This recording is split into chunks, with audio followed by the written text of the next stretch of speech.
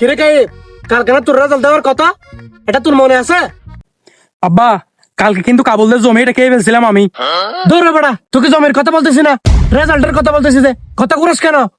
আব্বা আপনার নামে 50,000 টাকা ছাতা নিয়ে ফেলছি রহিম থেকে। আরামজাদা, তোকে আমি রেজাল্টের কথা বলতেছি যে তুই আবার সাদার কথা বলস? হ্যাঁ হ্যাঁ আব্বা মনে আছে, ওই কালকে মনে রাখিস, রেজাল্ট যেন ভালো হয়। তুই চেয়ারম্যানের ছেলে, যদি রেজাল্ট খারাপ হয়, কসম আমার সব ব্যবসার দান্দা। যদি তোর রেজাল্ট ভালো না হয়, ফাটাই ফেলবো তোর আন্ডা। ঠিক আছে আব্বা, আমি রেজাল্ট নিয়ে কোনো টেনশন করি না, আমি গোল্ডেন অ্যাপেলাস নিয়ে আসবো। আসি আব্বা। অ্যাপেলাস শালার আব্বারে রেজাল্টের কথাটা কে মাথা ঢুকে দিয়েছে আল্লাহই জানে। বড় ভাই এদিকে আসেন।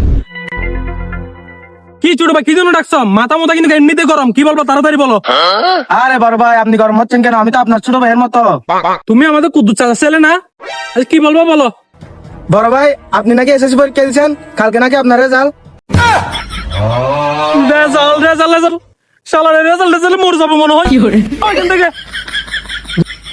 রেজাল্টের কথা